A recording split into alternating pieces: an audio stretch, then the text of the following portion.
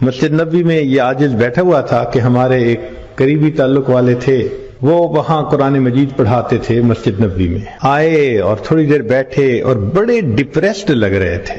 میں نے پوچھا قاری صاحب خیریت ہے؟ کہنے لگے جی بس کیا بتاؤں کہ آج میں بہت زیادہ پریشان ہوں۔ کیا ہوا؟ کہنے لگے کہ اللہ تعالیٰ نے مجھے کثیر الاولاد بنایا ہے، 9 بیٹے ہیں، کچھ بیٹیاں بھی ہیں، لیکن میں اکیلا کمانے والا ہوں۔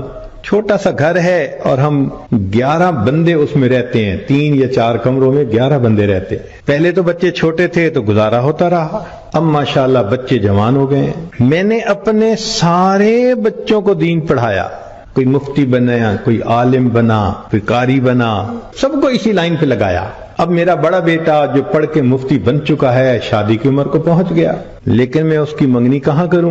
اول تو کوئی رشتہ ہی نہیں دے گا کہ اس کی آمدنی کا کوئی اتنا بڑا ذریعہ نہیں، اور اگر رشتہ مل بھی جائے تو میں اپنے گھر میں اپنے بچے کو الگ کمرہ نہیں دے سکتا، ہم کیا کریں؟ تو آج میرا ایک پرانا دوست آ گیا، اس نے مجھے بڑی سنائی، بس تو ملونٹا بن گیا، تجھے عقل نہیں، سمجھ نہیں، تیرے 9 بیٹے، تو 2-3 کو مولوی بنا دیتا، کسی کو ڈاکٹر بناتا، کسی کو انجینئر بناتا، آج تیرے ساتھ کندھے سے کندھا ملا کے کھڑے ہوتے ہیں، آج اور بھی سورس آف انکم ہوتا تیرے پاس۔ کیا نشہ تھا دین کا، تو نے سب کو ملا بنا دیا، اب جاؤ ڈھونڈو رشتے۔ کہنے لگے کہ اس میرے دوست نے اتنی باتیں کی کہ میں واقعی آج ڈپریس ہو گیا ہوں کہ وسائل ہیں نہیں، بندے اتنے ہیں گھر میں۔ میں نے انہیں کہا کہ آپ فکر نہ کریں، وَهُوَ يَتَوَلَّى الصَّالِحِينَ، اللہ نیکوکاروں کا سرپرست ہے، آپ اللہ کی سرپرستی میں ہیں، فکر کیوں کرتے ہیں؟ چلے آئیں، مواجہ شریف پہ ہم نے حاضری دینی ہے، سلام بھی پڑھیں گے، پھر آپ کے لیے دعا بھی کریں گے۔ ان کی تسلی کے لیے بات کر دی، وہ مطمئن ہو گئے۔ سلام کے بعد جب ہم نے دعا کی، باہر نکلے تو مجھے کہنے لگے جی کل میری بیوی نے ایک گھر رشتہ مانگنے کے لیے جانا ہے، دعا کرو کہ رشتے والے ہاں کر دیں۔ تو بہت اچھا۔ اگلے دن عشاء کی نماز کے بعد ہم بیٹھے تھے تو جناب ہم نے قاری صاحب کو دیکھا، جھومتے ہوئے آ رہے تھے اور ہاتھ میں بھی کچھ پکڑا ہوا تھا، تو مسکرا کے کہنے لگے حضرت جی ہو گیا ہو گیا ہو گیا۔ کیا ہو گیا؟ کہنے لگے جی مٹھائی لایا ہوں، کام ہو گیا کام ہو گیا۔ ہم نے کہا کیسے؟ اب ذرا سٹوری سنیے۔ کہنے لگے کہ ایک پاکستانی انجینئر تھے، نیک انسان تھے، ان کی بیٹی تھی، جوان العمر تھی، مگر انجینئر صاحب کا ایکسیڈنٹ میں انتقال ہو گیا اور بیوہ اپنی بڑی بیٹی کی شادی کرنا چاہتی تھی۔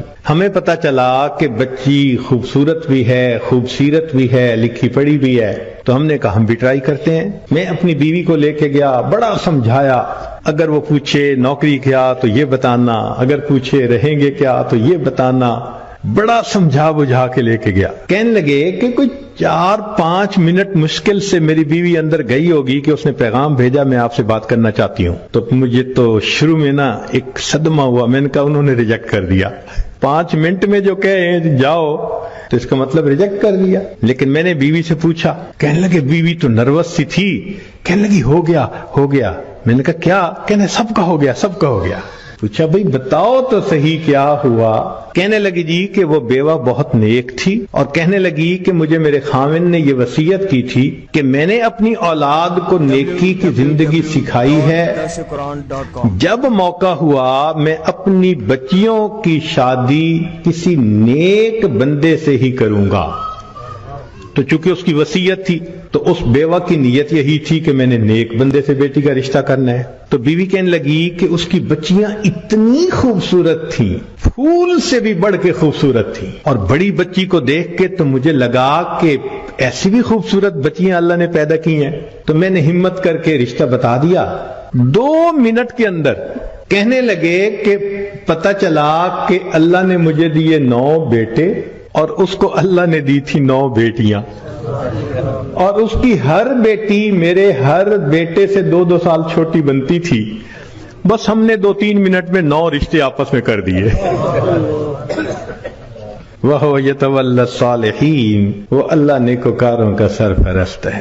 ایک بچی کا رشتہ کرتے لوگوں کی جوتیاں گھس جاتی ہیں، اور یہاں 2 منٹ کے اندر اللہ تعالیٰ 9 بچوں کے رشتے 9 خوبصورت بچیوں کے ساتھ فائنل کروا دے۔ اور وہی ہوا کہ بعد میں انہوں نے ایک بچے کا رشتہ کیا، پھر دوسرا جوان ہوا تو بیٹی سے دوسری کا رشتہ، پھر تیسرے کا، چوتھے کا، ایک دن میں اللہ نے سارے مسئلے کو ختم ہی فرما دی۔ تو جو بندہ نیک بنتا ہے، یہ ذہن میں رکھیں، اللہ کی سرپرستی میں آ جاتا ہے۔ عجیب بات ہے، کوئی بندہ سرپرست بن جائے تو بڑی سیکیورٹی ہوتی ہے، اور جی فلاں نے ذمہ داری لے لی۔ کیا اللہ تعالیٰ کی ذمہ داری پہ اتنا بھی بھروسہ نہیں ہوتا؟